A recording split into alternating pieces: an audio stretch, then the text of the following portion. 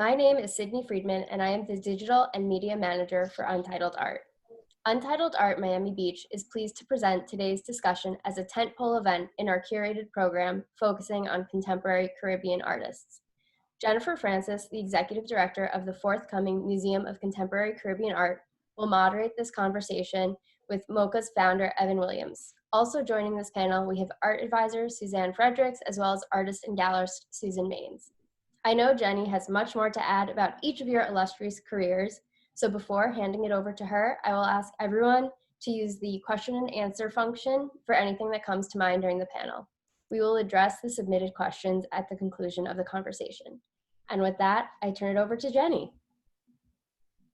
Thank you very, very much, Sydney. And I want to say what a pleasure it is to present this panel discussing MoCA, an exciting and ambitious project to showcase art from right across the Caribbean and its diaspora. Today, we've got to speak with the architect who is a visionary and founder of the Museum of Contemporary Caribbean Art, Evan Williams. We'll speak also to the artist, curator, gallerist, and commissioner for Grenada at the Venice Biennale, Susan Maynes, and museologist, gallerist, and art consultant, Suzanne Fredericks. I want to start by thanking the Untitled team for inviting us here for this discussion about MoCA. We really appreciate this opportunity to put the Caribbean on a world stage where art is concerned. So in kicking off, let me tell you a little bit about myself. I was born in London to Caribbean parents who arrived there in the 50s. I started my working career in a traditional way. I did sales, journalism, recruitment, communications, in-house PR, and I ran my own PR agency as well. I had many cultural clients, and that saw me pivot into this sphere of visual arts, which has now become most of my career. And during the last 25 years or so, I found myself entering the mysterious, bottomless world of art institutions and museums, and have worked for some of the largest, most impressive and significant organizations over 3 continents. My area of expertise, especially in this light, is in museum making. I've held senior positions, management roles, and largely audience-focused roles, including visitor experience, branding, positioning, marketing, and communications. The creation of a new museum is exciting, it's challenging, it's educational, it's daunting, it's epic. And so a little bit about MoCA. The Museum of Contemporary Caribbean Art culminates from one man's vision, who you'll hear from shortly. He wanted to encourage, promote, and showcase the finest contemporary art from right across the region and its diaspora. And for those of you who aren't familiar with Caribbean, or the French speaking, or the Dutch speaking, and so it is in its entirety, we want to speak to you about today. And what MoCA is around to do is sorry, I've just had a message through from one of the artists, and so hi, I'll speak to that artist shortly. But anyway, it's to put contemporary Caribbean art on the map in a collaborative way. We're going to offer multicultural sanctuary, a rich and eclectic experience, and we're going to embody the finest expression of pan-Caribbean storytelling through art, highlighting the proficient talents and skills of people scattered throughout the region and world.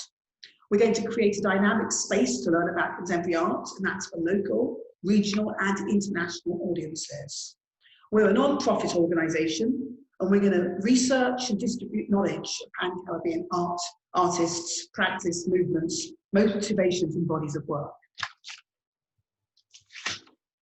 And so, to share more about his dream, I'm going to ask Evan Williams to present himself, but not before I tell you a little bit about him. So Evan Williams is an architect and a businessman whose entrepreneurial vision has been applied to various endeavours over the years in Jamaica, across the Caribbean, in the US, and in Africa. For the past 10 years, he's been a visiting lecturer in the Graduate School of the Caribbean School of Architecture. He is all about promoting social and cultural diversity. It's central to his philosophy. And it's central to his contribution to Jamaican society at every level. He was awarded an OD, which is the Order of Distinction, last year here in Jamaica. And also last year, his practice was awarded the to build the new Houses of Parliament that will also be here in Jamaica. That starts breaking ground next year. So, hi Evan, welcome. Perhaps you can tell us more about your vision, reasons behind the project, the building and facilities. Hello, panel members, and Jennifer, thank you. I was beginning to wonder who you were talking about. I didn't realize that I did those things. But the idea of creating a building to house Caribbean art has been a long time dream of mine, simply because being a Caribbean person and recognizing all of the states and islands around, and each one of them having interesting people doing interesting work, there was nowhere to showcase it. You know, on my trips abroad, I would come across galleries that would have this West Indian or Caribbean artists on display. And it seemed to me that there was just no one location that we could bring all these peoples together, bring their work together. And so it dawned on me, let's try and create a space that would become a regional destination for art of the Caribbean. I spoke with my friend Jennifer about it as an idea a couple of years ago, because obviously, while I knew how to put the building together and create the spaces for the work and that would be on display, I needed some input as to how do you go about creating or building a museum. Fortunately, our paths crossed at the right time, and we are now well on the way to seeing that dream come true. Plans have been drawn and sites have been located, and you know, the building will not only house a gallery and exhibition space, but it'll also include the usual trappings, sculpture court, a bookshop where you can buy things online. Basically, and what's interesting, it'll be not just of Jamaica, but it will be of the region. So here we are trying to get as many people on board as possible to as I should say, to make this dream come true, basically. So I'd like to add before we go on to, I don't know if most of you listening or watching this program recognize how important the Caribbean is to the art world. I mean, when you consider the Caribbean has had most major European countries' input on the development of the island states of the region, but we also, by the nature of having brought West African slaves to work, and then after the abolition of slavery, they needed workers. So what did we do? We brought indentured labor from China, from East India. So the notion out of one many, which is Jamaica's motto, goes to show how diverse but interconnected our societies have become. And thus, if you look at the work of our artists, not only the fine artists, but we're talking about mixed media people, theater. It is quite diverse. So what we need now is to make sure that that we have a place to see it all. And that's Thanks it. very, very much, Evan. Thank you. And I want to pick up on some of those points shortly, but I'm going to now move across to our second panelist, and I'd like to introduce Susan Maynes. Susan is a self-taught artist. She's Grenadian, where she grew up. And for more than 30 years, Susan has been pursuing the mystery of the Caribbean in her painting and her writing, and now mixed media works. Her work has been exhibited in the Caribbean, in Canada, in the States, in Germany, Australia, China, Italy, Brazil, Spain, and Colombia. And the paintings that she makes are much sought after in the collective international.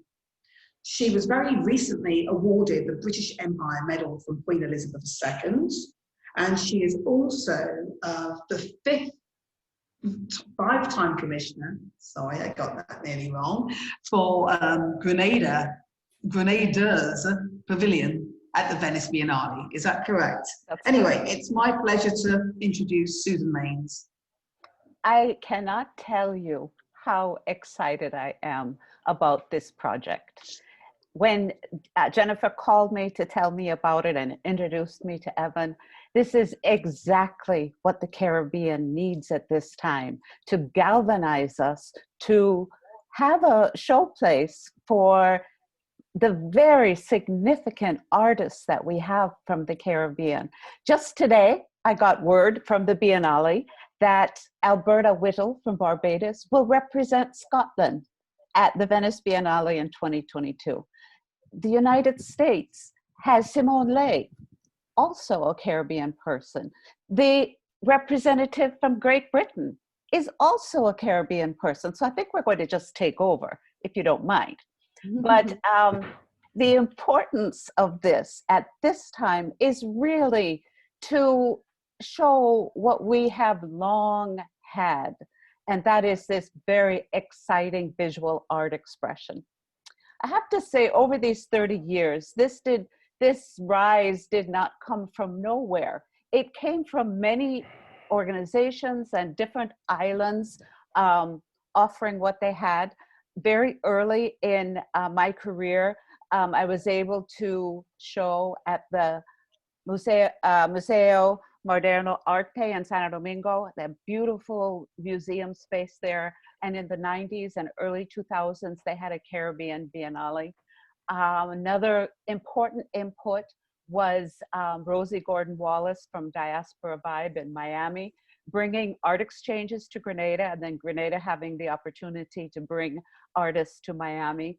So none of this happens in a vacuum. This is not out of thin air. This is people who have been working for years and years to see something like this happen. And so I am just very pleased.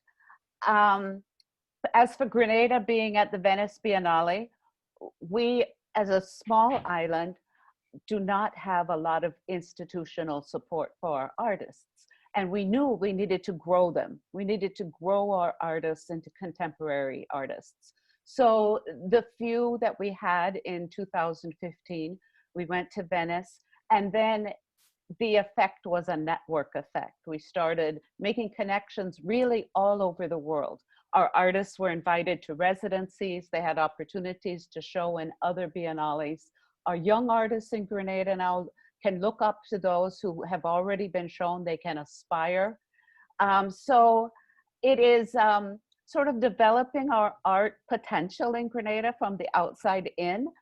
nonetheless, so far it's working. So we're really, really grateful. We're so happy to be a part of this initiative. And thank you so much, Jenny, for inviting us to come along. Thank you, Susan. My absolute pleasure. And now I'm going to introduce our final but equally important panelist, Suzanne Fredericks. She's the founder and director of Susie Presents the Caribbean Scene. She initiated and directed the exhibitions program at the 128 Gallery at High Quo Art Gallery here in Jamaica before transitioning to her online art platform. Currently, she's a gallerist and an art consultant and advisor, and she advises on many corporate and private collections, especially those that are looking at emerging contemporary artists from the Caribbean and the diaspora. Welcome to this panel, Susie. Over to you. Thank you very much. Well, like Susan, when I first got a very mysterious email about MoCA and came to a roundtable meeting, it was a real revelation because I know Evan quite well and I never knew he was planning this. And as it's developed, I think it's a really, the timing I don't think could be better. As Susan said, so many people have been working in the region. There are artist-run initiatives. You have like Alice Yard in Trinidad, Fresh Milk in Barbados, NLS in Jamaica, and numerous others. We have strong kind of institutional museum networks. National Gallery of Jamaica is very strong. It's the oldest museum in the Anglophone Caribbean. We have National Gallery Bahamas, Cayman, and all the programming has really transitioned or included the contemporary as well as taking, fulfilling their missions for a historical kind of national collecting, etc. So in my work, Susie Wong Presents kind of emerged out of me responding to how people were responding to my work. I've really tried to remain flexible and respond to the needs of not just writers, curators, so many people, I don't know about the rest of the Caribbean, but they certainly come to Jamaica, like, treasure hunting in the arts. And that's been quite interesting. But we had a museum space that was private in the sense of not government run with a particular kind of mission, which was more historical than contemporary, having the focus on the contemporary really brings an opportunity to the table for curators and writers and academics and artists to really engage in a way that programming could be so useful to a narrative around the Caribbean. We have this common history and yet this very diverse development, I'd say from the 1920s onwards. We have, diverse populations, we have different economies and political kind of ideological positions on things. And to have, art transcends everything in that sense, in terms of conversation, a sense of identity. And for me, in the work that I've been doing, as social media kind of came about, it gave me so much access from an island, so I've been able to learn so much about these other spaces and the work they're doing. I'm able to watch artists in their studios with their process and speak about their ideas and their practice and shows they're in, and you get all this access, and it's really informed the way I've talked to collectors here or people interested in art. I think the big challenge we have in the Caribbean is visual literacy, how to look at contemporary work, how to think about it, how to understand it, how to get into the artist's mind of what they're trying to create or certainly communicate, and for it to have presence in the world. I'm a big believer that contemporary art is actually the future of how young people are going to communicate around very, very contentious issues around history. It's such a visual culture now. And I think, I'm certainly with my son and his friends, that they're very interested to be able to engage with work and figure it out and think about it. And I think a museum of this nature is going to allow a space, especially with the programming that could network across the region, allow a space for all of this to happen. And it could be such a bridge building movement. I don't know how else to put it. So I'm very excited about it. And I think it's wonderful that you're involved, Jennifer. And I want to see us make it happen. Thank you very much. And that's why we're here today, to bring it to the world to a certain extent, so that the next phase of the work we've got to do, and we didn't say it before, but we're hoping to have this museum open either back end of 2021, probably more realistically early 2022. We certainly will be breaking ground in the first quarter of 2021, and it's part and parcel of why we're so grateful also to Untitled Art Fair to be here today. So now that we've introduced ourselves, I'd like us to just dig in on some meaty topics. And so the first question I'm going to ask, actually directed firstly at Susan, but I'd like you all to comment on it, because I know you've all been involved with touring exhibitions and shows being brought out to a wider community. And Susan, I was going to ask you to tell us more about the reaction to Caribbean art and artists that you've experienced when you've been out on the global stage, especially when you've been at places like the Venice Biennale. I have to say, the biggest reaction that I have gotten is astonishing surprise. That people look at the work, they scratch their head, they look at the exhibition, and they say, the Caribbean, really? This came from the Caribbean? Because they have a picture in their head of what they think the Caribbean is supposed to look like. And that's what they come with. They come with that expectation. But then when they take a moment longer to look at the work, they really appreciate it. What's really been exciting for me too is to see our artists in those situations, to see people interacting with the art and building that bridge to our artists, and our artists getting the kind of appreciation that helps them grow, because it's feedback for them. It's not just, oh, this is so nice. It's people who understand how to interact with art, and they give the artist feedback, and the artists love it. So I would say, first and foremost, people are surprised, and then happily, I can report that we have had visitors come to Grenada specifically because they passed in the Grenada Pavilion in Venice, and they wanted to see more. They wanted to find out about this place that this art came from. So that's a really positive outcome. Thank you. Suzanne? Sorry. What was the question again, Jennifer? So I was just asking about the reaction you've had during your travels to Caribbean art and Caribbean artists, especially when you're outside of the region. Right. It's interesting. I mean, you know, we did a special project at the 154 African Art Fair in London in partnership with 198 Contemporary Arts and Learning. It was called Required Reading, because I figured taking the Caribbean into the African space, there were certain things you have to understand about the Caribbean. And the artists that were featured were Latia Johnson and Monique Gilpin. And the reaction was really mixed. There were some Jamaicans that did not like the work. They thought it was too violent, and it's not violent work, you know, but it does confront a particular kind of violence, you know, which we do have to look at, you know. And then there were others that loved it, and we had a couple of the big artists there. I won't name any names, but they really thought it was the best thing at the fair that year. And then, you know, in terms of people coming to Jamaica, we had Michael Douglas and Catherine Zeta-Jones come, and they wanted to do like an art tour. And I was asked to kind of take them around, and I arranged a visit to David Box's collection, and Ebony G. Patterson at the time was here working in studio. And I remember them being very surprised, you know. But that was the impression I got. They were surprised at the quality of the work, the history, the context in somewhere like David Box's collection. And he walked around and talked to them about the work.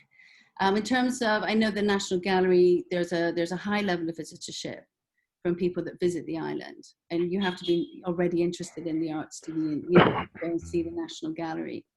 When I've moved around, I mean, I've been doing the art fairs, a couple of art fairs a year, the past 3 years. And I just see an increasing amount of artists from the Caribbean in these spaces going into representational relationships with galleries there. and, you know, museum shows, and the kind of some really good writing around the work. And, you know, again, I'll come back to the museum. I really think it's an important space where you can really support scholarship and archives and research-based grants, things like that, that can really, we can develop our own writing. I mean, we have a handful, but we could always do with more, you know, and curators as well. Thank you Well, very you know, much. Go ahead, can I Evan. Yeah. Of course, the floor's yours.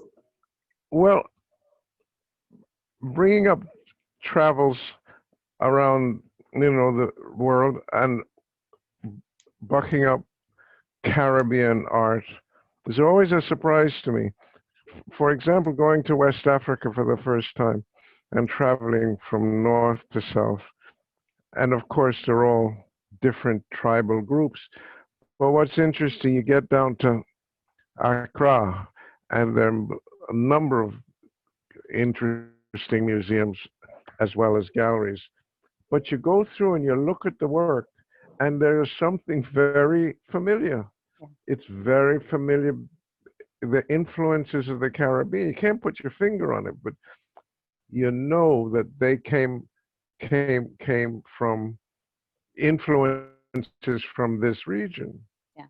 And the same is, it's true that the further north you go, it gets more rural. And I may want to use the term primitive. David Boxer developed this term called intuitive art, if you recall. Prior to that, it was always considered primitive. But as you go north from Accra or the city, the work becomes more primitive, and the reflections of some of the stuff that you see here. Some of you might be familiar with Everell Brown, is it? Yes. And yes, it is. And it's just quite shocking how you look at a Carl Abrams piece and you sort of say, well, where did that come from? Where those influences come from? But sure enough, it came from that mix between Africa and Europe. Yeah. Anyways, that's my little bit. No, that's very interesting. Thank you for sharing that. And I was going to come to you next, actually, Evan, and I was going to ask you, because when we've been speaking, you have talked about the early Caribbean galleries and the movement for showing art and developing art, certainly in Jamaica. And I know that you have owned some galleries, but I was just interested if you could take us back to the early stages, post-independence, what art collecting and the exhibiting of art looked like. Well, you know, I think you can reflect on prior to independence. There was the, are you familiar with Edna Manley? She had started a school of art in Jamaica and attracted many of the artists who now we consider prominent. When I first started collecting, in fact, I remember it was the early 70s. I'd done a project for somebody and I saw a piece that he had, and I said, well, what if you don't pay me but give me a piece? And we made it a bargain. So that was my introduction to art. I thought, boy, that's quite a lovely piece. And the man who ran the gallery, Suzanne, you remember, it was Hugh Dunphy from the Bolivar, huh? Mm-hmm. And then later on, I got really interested and opened a couple of galleries in America. Don't ask me why, but it would seem like the thing to do. And where did I go? Madison Avenue in 65th Street, the heart of the art district in New York. And it ran for about 6, 7 months. I lost my shirt and I had to figure out what next to do. Fortunately, I ran into a gal, Madge Sinclair, who was a Jamaican actress, who was also, I discovered, a collector. But however, she lived in Venice, California, across the country. So yes, I packed up and I moved to Venice and opened the Jamaica Gallery, spelled with a G, the Italian spelling, old Italian spelling of Jamaica. Anyway, we opened Jamaica Gallery, and it was I must tell you, in Venice, it was a hit from the start. Yeah. The work was accepted. People became, I won't bore you with the names, but actors, actresses, important political types came into the gallery. They'd never seen anything quite like that. In fact, I don't know, you may remember the first traveling exhibition of specifically Jamaican art in the US put on by the Smithsonian and David Boxer. Mm-hmm. And so things kept growing.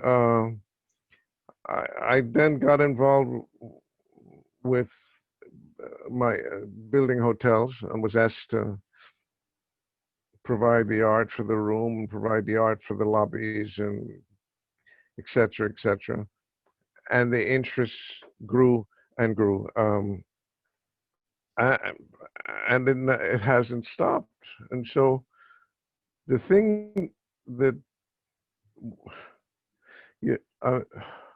I remember going to Canada with when we started the couples chain and met a gal, Heather Cooper. She was a very fine artist. In fact, one of her major jobs was to do the logo for the first couples hotels. And some of you may remember it is two lions fornicating, and the Yes. lion at the front had breasts, but the travel agent, huh? It's Oh, the one you. behind me, right? Yeah. But the travel agents and the salespeople refused to carry it unless I airbrushed out the breasts on the lion in the front. No, I'm not joking. If you can find one of the old original couples posters with the lion with the breasts, I'm told online it's several thousand US dollars if you can get a copy. But the point I'm making, I was able to experiment a lot. We did when we opened Hedonism, we needed art and stuff, and I thought, would it be a hoot if you had the Mona Lisa again with breasts? And of course, people said, no, you can't. But we got permission, and so the impact on me as far as Caribbean art is concerned just grew and grew to the point meeting people with collections. You mentioned Wallace Campbell. There's several, I won't go down the list, of people I know who have wonderful works. And what's likely to happen when they pass on, these works will just be stored somewhere. Yeah. But I would like to have a place, not me, I mean, it's a nonprofit. It's a nonprofit model that people can participate in. And have a place where we can store, we can restore stuff. You know, we can have exhibitions, but it goes on and on. So here we are, just about to get started, you know. And I think, as Jennifer was saying, that with a bit of luck, I think I can get started by the first quarter of next year. I'm looking at about 8 month construction time, because it's not a very complicated building or structure. It's basically spaces you're creating to house works of art. So there we are, Jenny. Thank you very much, Evan. I want to aim my next question at Suzanne. Based on some conversations we've had over the last few days, you started to talk about the different types of Caribbean artists. We've skirted around it here. You know, those who are in London, are you Caribbean? I was having a conversation earlier on today about someone in Germany, are you Caribbean? And I just wanted you, for the benefit of our listeners and our viewers, to take us through the different types of artists. And I know it's not going to be definitive, but it's just about sharing knowledge in terms of how we see Caribbean artists in that vein, please. Well, I think institutions like MoCA could be key in developing what that really means. I mean, it's negotiated, it's a contested landscape. And it's fine that it is so. You know, I think these things change over time. I do know, 20 years ago, maybe even 10 years ago, in the UK art scene, being Caribbean was not something you wanted to put on the table because, you know, there were such parochial perspectives around the Caribbean. And clearly, I think that has changed now. And so I would say, I mean, the only way I can put it, the diaspora is complex. You have artists that have been very successful, like Nori Ward and Simone Lee and Sonia Boyce, etc. Denzel Forrester, the likes of those in the diaspora. Well, let me stick to those. They migrated as children. So they were born in the region and then they grew up elsewhere. And then you have like Zach Ovey and Hugh Locke, who spent time in the region as they got older, but they were born in the migratory country. They're first generation Caribbean. Add Steve McQueen to that. Steve McQueen. Yep, thank you, sorry. I shouldn't have left it out. It's hard to think on my feet. And then you have first and second generation writers, curators, people of Caribbean descent, sometimes mixed with something else. And there's a great deal of longing, I find, in the diaspora to engage with what's happening in the region. But, you know, certainly I can speak for Jamaica. We never have done anything according to what would be a Eurocentric. I mean, our music industry has developed very differently from anywhere else in the world.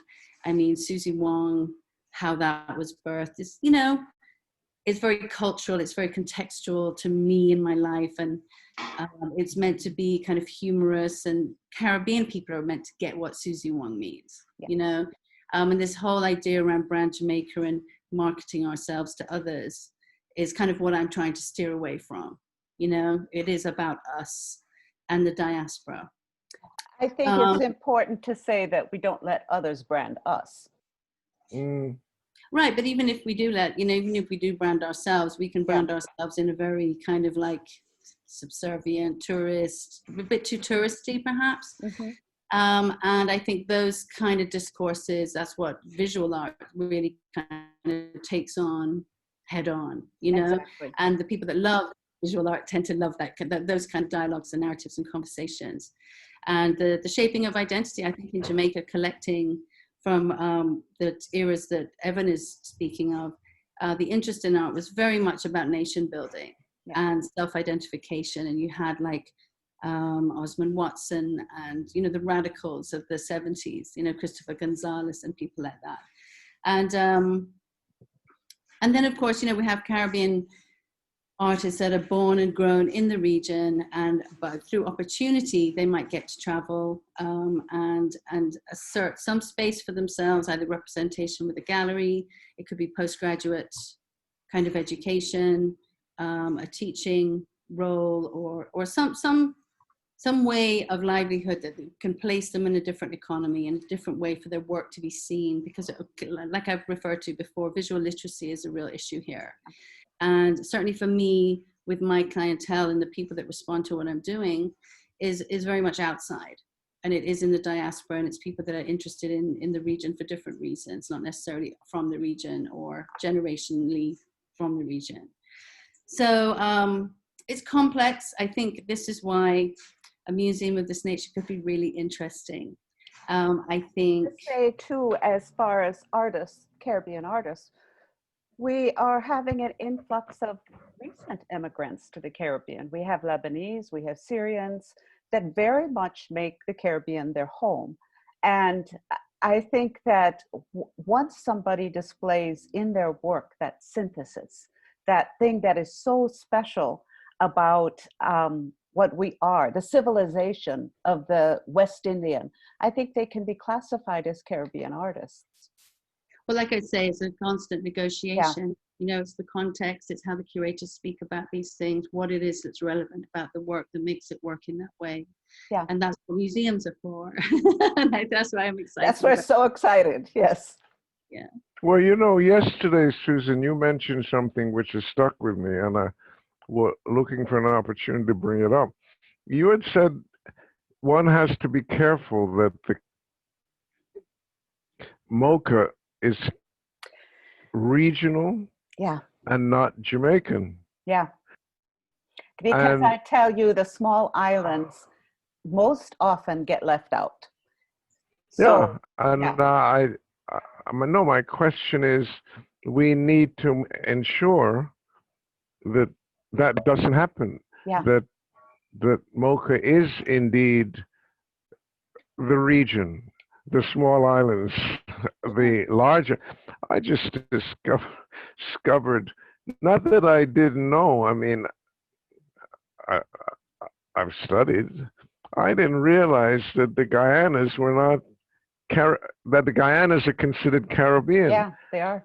I've always thought them as Guyana, British Guiana, you know, but indeed, the three countries that make up Guyana is indeed considered Caribbean. Yeah. Mm-hmm. Jenny, I would love to show you some pictures of small island artists. Would that be okay? Yeah, absolutely. Go ahead. I picked 5 islands, 5 artists. So okay. If we can get those coming across there. The very top picture is Edward Bowen. He is an artist from Trinidad, a master who works in not only drawing, but in painting. He's an abstractionist. Look him up. He's prolific. He's profound. And next we have Arnold Tulos from from Dominica originally, but living the past more than 20 years living in St. Lucia. He really represents St. Lucia. He studied at Anne Manley, and he takes that foundation with him wherever he goes. We have next Earl Etienne, or Darius Etienne from Dominica, also studied at Edna Manley. He has been a painter for many, many years, experimenting in many media. And of late, I think this is the textile installation / sculpture that he showed at Carafesta in Trinidad last year, borrowing again from Africa, from France, from the Dutch prince, and showing this carnival character. And he actually put it on and wore it, and then he hung it on the wall, which was fantastic. Then next we have, if the slide can go up, we have Russell Watson from Barbados. Russell Watson is a photographer, multimedia artist. I wish I had had a picture of his recent work, which was a projection onto a building. But he too explores very deeply what it means to be Caribbean. You know, the word identity has been thrown around so much. It's old. I don't like to use the word identity anymore. But his work is serious, and he has been working a good number of years. He did his MFA at the Chicago Institute of Art, and he has taught, and he works now as a practicing artist in Barbados. And then next we have, I have to, say from Grenada, because we have a still from a film done by Billy Gerard Frank, and his film was shown at the Venice Biennale. The name of it is Second Eulogy, Mind the Gap. It was a 40-minute film that explored a a young man's struggle with fitting in as a homosexual young man in a society that did not accept that, and the young man eventually leaving the island. It is a beautiful film. The star of the film is Grenada. It is so lush. And they filmed it in 4 days. They came, they got local actors to to work the script, and filmed it, went back and edited it. And it is, I hope that you have a chance to see this film. And then next, another Grenada artist that I have to mention because it's Asher Maynes, and his work is based on photography, but he actually uses the photography to cut stencils, a 3-part stencil, and then he sprays it on the sail of a boat, on a sail of a spinnaker, and shines a light through it. And then you can see the shadow of a sea fan hanging behind, and that represents the person's lungs. And this was also a part of a 8-part series that was shown at Venice in 2017. So that's just a few small island artists who I love. There are many, many more. And I hope we can get their work to be part of a permanent collection at MoCA. Thank you. Thanks, Susan. And also that we will be having temporary exhibitions. I'm going to take this opportunity to ask Suzanne to share with us her. Oh, okay. The screen share, I thought was Clara was going to do that. There we go. Well, I'd just like to say these are, when I was asked to put this list together, I made many different lists. Like as Susan says, there are so many artists that could be on this list. So what I've tried to do is like do different islands, different countries, and not be too Jamaican, which is because that's what I'm really fluent with. So the first artist I have on here is April Bay. April is Bahamian. She's living in LA at the moment. April works in a diverse range of media. The image on the left, that work is called And I'm Calm, Calculated and Perfect. It's a watercolor painting with like an acrylic resin. And then she uses the Chinese knockoff African fabric as a kind of commentary around commercialization of, cultural, appropriation, ideas like that. And then she uses this really beautiful thick oil paint for the wording above and below that. Colonial Swag is the other image on the other side. That one is titled Something for Something, Nothing for Nothing. April has created a world of Atlantic. It's called Atlantica, and it's a parallel universe to the one we live in now. It's based on her father talking to her as a youngster about being different in the world racially, and that they were from another planet. So she kind of has created this planet of her own. So there's ideas of Afrofeminism, Afrofuturism. It's political work, and she, and the text she uses, she plays on historical ideas as well as very, very contemporary, very clear cut, act like So these are the artists I think to watch out for from an art advisor kind of perspective. Artists that I think are making really interesting work and who are emerging into other countries and other economies and markets and art scenes and getting good traction around the work. We could move on.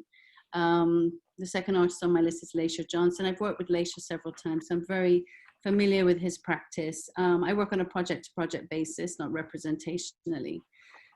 So Latia went to do postgraduate study at SAIC in Chicago. This is his postgraduate work, and for a recent solo show he had in Chicago with Flix Contemporary. The image on the left, the work on the left is called Anansi.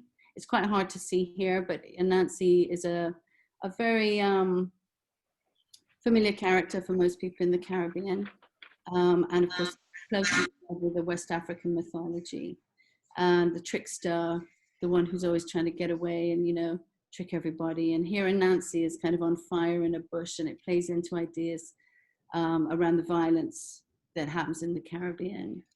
A lot of Latia's work is about masculinities, the kind of the anxieties of displacement. He's currently in a temporary migratory kind of situation, and I know that's had strong feelings for him. So the work on the right is called "Those Without Whom the Earth Would Not Be the Earth," and the material in this. What's really interesting about his practice is how the material has changed through his postgraduate study. So the blacks you see here is not oil paint, it's charcoal and pastels. And he's like found this way of working with these materials in a really beautiful way. I wish, I don't find online viewing does work justice myself. So Latia's on my list of the ones to watch. If we could move again. Nadia Huggins. Nadia was born in Trinidad, but she lives in St. Vincent and has done for quite a long time. She's a photographer. And she's self-taught. She was also one of the founding editors of Art Magazine, interestingly, which I think was one of the first real resolved attempts to bring the idea of Caribbean-ness in the visual arts together. And her work is absolutely stunning to me. I mean, I absolutely love it. The image on the left is Circa No Future. She had a solo show in London, I think in 2019. That was very successful. And so she deals a lot with ideas around bodies and water and belonging and not belonging. But visually, I mean, her skill with the camera and everything is just fantastic. So next, please. Mafalda Modestine is a Haitian artist. She spent some time in the States studying. I find her process really beautiful. And so a lot of this is layers of work. So there's Indian ink drawing, and then there's some tissuing, and then there's some more. And she shadows foliage with, it's very kind of feminist work. It's a lot about the female figure. I love her work. And next, please. And here we have Roberta Stoddart. I put 3 images in here because there's an early work on the right, We're Not Heavy. That's from 1997. Roberta is a hidden gem in the Caribbean. I think she's one of our finest artists that we have in the contemporary sense. She has a very strong collector base in the region. Her work is always, she always moves through her ideas, and her techniques and her style changes, her ideas change. And the 2 works on the left, the one below is a portrait. It's called Lion. And if you can see close up to that, this particular series, and including Sleepwalkers, the image above, she's utilizing the paint in almost a sculptural way, so she builds the work and she builds the depth and the texturing. The Sleepwalkers image at the top, that work, she doesn't use black paint. So with all this darkness, she's mixing other colors to create this darkness. And when you actually see the real work in the flesh, I mean, the depth of it and the light is so beautiful. The cast of characters is, she draws on literary figures. So the likes of Charlotte Bronte's Jane Eyre, the madwoman in the back room, the kind of pathology of the Caribbean Creole, the racial element of futility. And parts of her own personal story within that. I won't go into it too much. Yes, but Roberta's a hidden gem, but I don't think curators know how to really handle Roberta's work or all the Caribbean shows that have happened. It can't quite make her fit, and therefore, she hasn't really accessed outside of the region in a significant way, which I think is a real shame, and I'm hoping that will change. Because, she deserves to have a solo show in London and New York and everywhere. So those are my top 5 to watch. Thank you very much. Evan, do you want to talk to the 4 artists that do you want to talk about any artists at this point in time? I just wanted to mention a couple of things. Suzanne Fredericks gave a little bio of some of the artists that she presented, but I found, for example, one of my favorite. He's considered West Indian, but he's actually from Australia is Colin Garland, Mhm. who, you know, interestingly enough, Colin studied theater. It's only when he got to Jamaica that he got involved with painting, and his work is reflective of people who have influenced him in the past. And I probably have the largest collection of Colin's work in Jamaica, if not the region. And the only reason he's able to introduce the Caribbeanness, the landscape, the lushness uh, in his images, in his art. One thing that maybe few of you don't know if you know his work, all his women look alike because they were all modeled after Claudia Robinson, who was a good friend of ours, was a fashion designer. The other person who interests me, of course, would have been David Boxer. Funny enough, David studied medicine. He wanted to be a doctor. He became an artist much later in his life. I guess to some of you who've seen his work are amazed that it's so three-dimensional in a two-dimensional way. I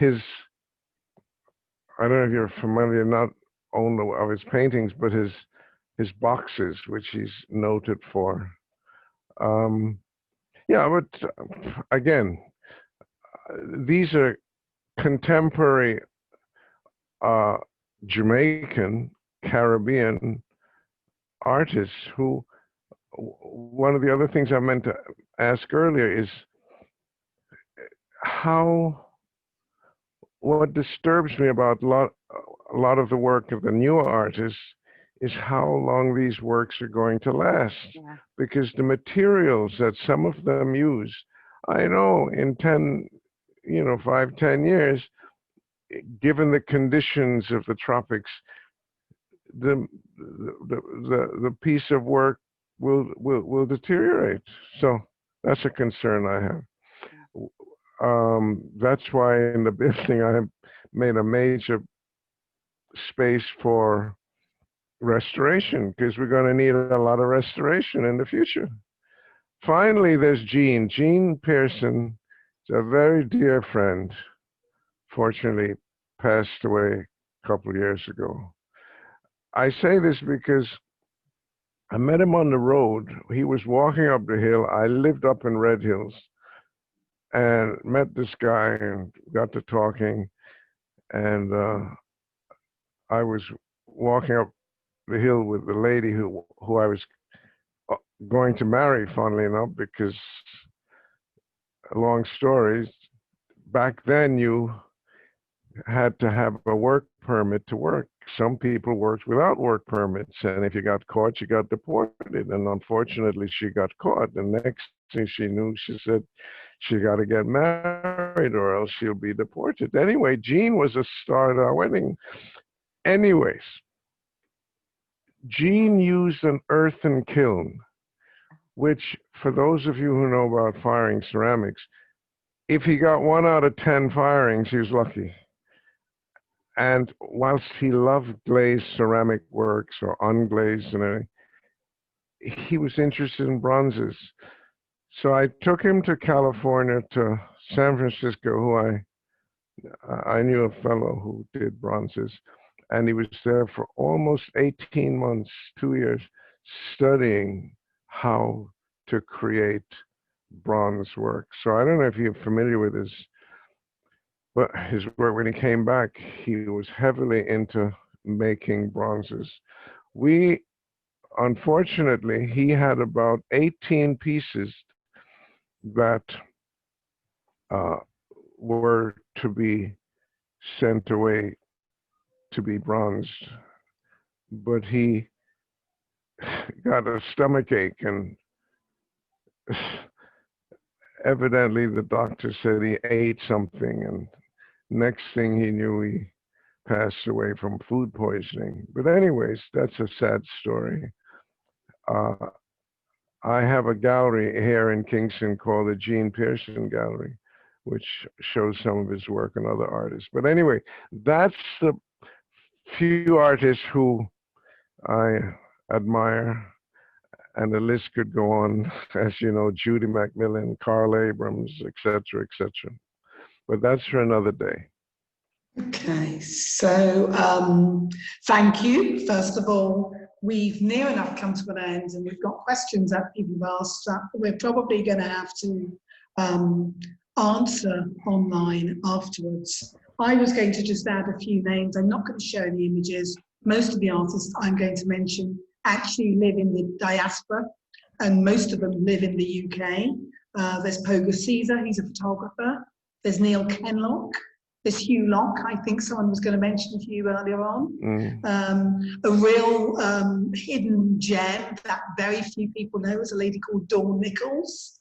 There's Joachim Macmillan, I think you might know him, Susan.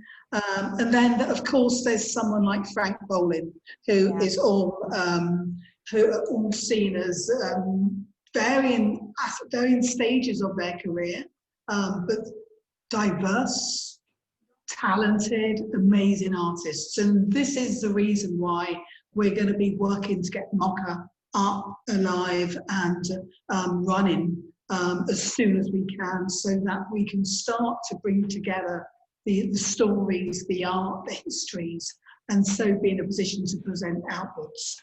I am going to see whether or not I can maybe take one last question. I don't know how Sydney and Clara feel about that, but we have a few. If you guys all have time, we can go for another 10 minutes or so if you want to answer something. Okay, so let's answer questions, because I had quite a few in here, and I'm going to pick one that came in quite early. This has come from, can't see who it's from, but anyway, it basically says, I've imagined that stakeholders in the US, Canada, and Europe are going to be key tenets for the museum's progress, but something equally important to consider sooner rather than later is how you intend to engage and sustain a relationship with Caribbean's young diaspora, be they artists, curators, and viewers.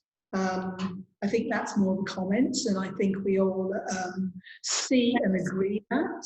Sorry, Suzanne, go ahead. That's a question by Rihanna Jade Parker. She's a writer in the UK.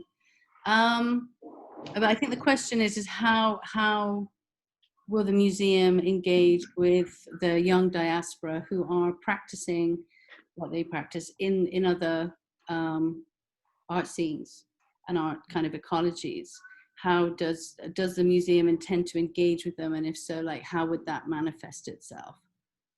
I think so our artistic director is not on this call today, but I know he wants to do art residencies. So that's something we're beginning to talk about, doing 2 a year. We're also starting to think through what our engagement program looks like on the ground and programming across the region. Those are some of our early thoughts. Some of the machinations and workings of the museum, we're still pulling together various individuals and ideas to work through and see exactly what's going to work.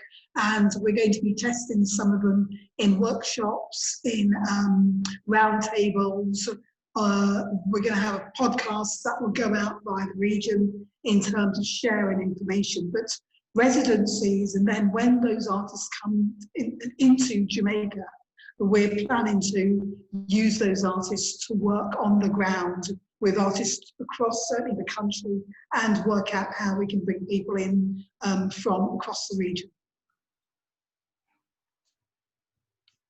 I'm just going to jump in and see if I can find something that I can share out.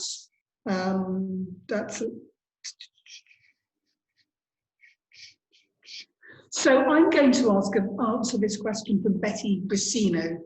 She says that Evan pointed out the fact that the Guyana is also Caribbean, something that is very obvious to most of us who live on the continental Caribbean. That must mean, I expect, sort of South America Caribbean. Also, I feel that when the English-speaking world refers to the region, it solely refers to Anglosphere Caribbean. I wonder, would you consider artists from the French, Dutch, Spanish-speaking Caribbean as part of this group? And the answer, Betty, is absolutely. Part and parcel of why MOC has been put together is actually to take, to be cognizant of the entire region. And part of how we're doing that is we're putting together a curatorial committee as well as acquisitions committee. And we are making sure via our artistic director to include people from, people from the Spanish-speaking Caribbean in that sphere, the French-speaking Caribbean. We are still speaking to all types of individuals about getting involved with the museum, but it is intentional that we will address the entire Caribbean. That actually is the purpose of MOCA. So I'm sorry, I'm trying to find something that I can. Okay, I'm going to hand this one out to Susan and Suzanne. Gina Dorsely asks, how will we define and constitute contemporary with regard to generational, national, and historical trajectories of art practice? I would say that Interesting. just like everything else in the Caribbean, we're going to have to be fluid. We're going to have to be flexible. We're going to have to look at individuals and the work that they're producing more than are they a part of a particular institution or a particular island or a particular generation. I think the point in communicating the message of art, or the messages that art communicates, is to make it a clear message and not to be too strict about labels. I say I'm answering on behalf of Jenny. I hope she agrees with me. In these early stages, much of this is going to have to be worked out. And I'm agreeing wholeheartedly with you. It is a work in progress. This is why we're bringing together voices and experience both in and out of the Caribbean. It's an ongoing conversation. It's ongoing dialogue while we wrestle with exactly where we want to be when we open, but also where we're going with the vision. So on day one, we may not in our collection be representative of all the countries and areas of Caribbean, the diaspora, and also all of the, going back 50 years, someone asked in the chat, what are we seeing as contemporary? My understanding is it always starts 50 years ago and comes forward. So although there's a lot of contemporary artists today that we know of, it's going way back to the 70s and coming forward. But it's all work in progress. And I know that might sound like a sort of one answer fits all for many of the questions that you're asking, but we've been working on the project for the last 2 years. We want to be open in the next 18 months. And there's a lot of work for us to do basically in that time to make sure that we can satisfy some really complex issues that are facing us. I think it's important to mention, we are not Europe. We are not North America. We do not have to be bound by the rules or the mores that they have suggested is the only way forward for art. We can make our own rules. We can make our own way forward. I said this to Jenny at one of our conversations. We in the Caribbean are particularly adept at breaking bush, at making a road where there is no road. You take your cutlass and you're going up a mountain and the cutlass swings one way and then the other and you have a trail. And especially in this time of COVID, where all of the major institutions in the developed, or I should say the North American countries, are suffering from lack of funding. Man, we know how to do lack of funding because we always have that. And so I think that we are particularly gifted and experienced and hopefully inclusive of the expertise of many. Inclusivity is part and parcel of that mantra. That will be equality, diversity, inclusivity are part and parcel of our vision, our mission, our values, and that's what we'll be taking forward. I'm going to take this opportunity to ask each of you for just one closing final statement, comments that you'd like to leave our guests and audience with. Susan, you first, please.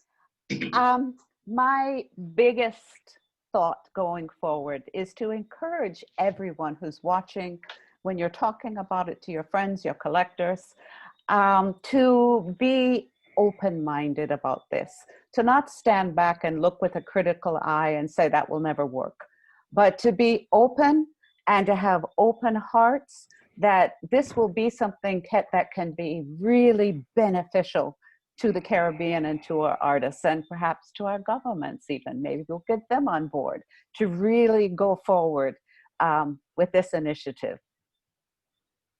Susie? Thank you, Susan. Susie?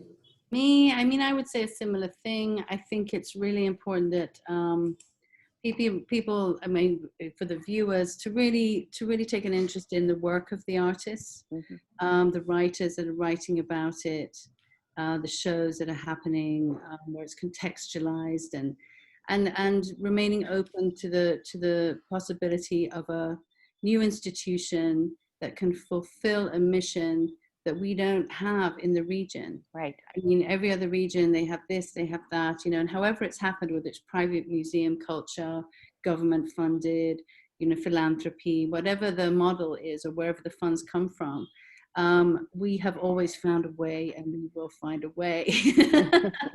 And I think Jenny's assertion about inclusivity, about being open. I mean, you know, there's an idea that Edouard Duval-Carrier came up with, certainly in the little Haiti cultural complex, which is the global Caribbean, which is where I really think, I mean, a lot of our conversation leads to. We're everywhere. And, you know, it's in the blood. It's not where you're born or how long you lived here or what your accent is. It's in the blood. And if you're family culture, if you're musical culture, what, you know, it's in the blood. Well, I like the blood. And so we know each other when we see each other, yes. And we know each other when we hear each other, you know. And I think cumulatively, this could lead to a whole network, you know, of similar, like, you know, I don't see why it couldn't transcend a physical space, you know. So I see huge potential in this idea, and I love the openness of it. And I think as it develops, it will really, really take an interesting shape and not the norm. That we're not looking to fit the models of Europe and America and some kind of, you know, really rigid structure, especially, you know, post BLM and with all the controversy around the monuments, museums. I mean, we're in the Caribbean. I mean, we've always had to deal with the post-colonial situation and speaking about that. So therefore, I just think we're going to do it differently. Thank you. Well, let me just add. Well, the final word is it's absolutely yours, Evan. Yes. Yeah, well, you know, to all the people listening and to all my panel friends, I think the most important thing we have to do is to convince the business community in our respective locations that there is something to gain from supporting the arts. That it's not, you know, I speak to people here and business people in Jamaica, and art, but there's no money in it. Why? They make gobs and gobs of money, and what do? They will send it to Europe or America and put it in bank accounts and this and the other. They'll invest it, this, but to try and convince them to spend $1 on with an artist or on an artist or on a piece of artwork, that in itself, you make money from that. I mean, money in their terms, in their concept. I mean, I speak to people about this project, people who we've worked with and I know they can afford to give us a contribution, but it all boils down to how much am I going to make? Yeah. It's and we have to try and do you think maybe he did? Do you think Picasso said, how much am I going to make if I did this piece of work? Or if I sold? It's not to do with money. People ask me, why am I doing it? If you have to ask, then you know you're not part of the team, because it is what it is. That's my final word. Thank you. So in closing, I'm just going to remind us that MOCA exists to fill a void in athletic culture. And by creating the first contemporary Caribbean art museum in the region, it's all about, we talked earlier on about fostering an inclusive and diverse collection of the region's most prized works and presentation. And that's really, we exist to identify, collect, safeguard, and promote this rich artistic history. And it's sounding like we probably have to have another webinar or series of webinars, stroke podcasts, to really unpack some of the ideas that we've just touched upon today. Mm-hmm. But I want to say again to Sydney and to Clara and to the entire Untitled team, as well as our viewers and listeners this afternoon, how grateful we are that you came, that the opportunity was given to us, and everyone out there, you came, you took part, you listened, and hopefully you'll be part of our future as we move forward. So thank you very, very, very much indeed, and have a great afternoon, everyone. So, thank you. Thank you so much, Jenny, Evan, Susan, and Susie. Of course, the museum sounds great. Can't wait to travel eventually, hopefully soon, and get down there in a year or two when everything's open. For everyone in our audience, thank you for joining, and I encourage you to visit the online Miami Beach Fair for Untitled Art. We have a lot more Caribbean-focused programming coming up throughout the weekend, so check out our program page for more information. And if you want to revisit this conversation at any time, it will be archived on our Facebook page, so you can check it out at your convenience. Thank you all again, and hope to talk soon, and have a nice day. Thank you. Thank you, guys. Thank you. Thank you. Bye. Bye.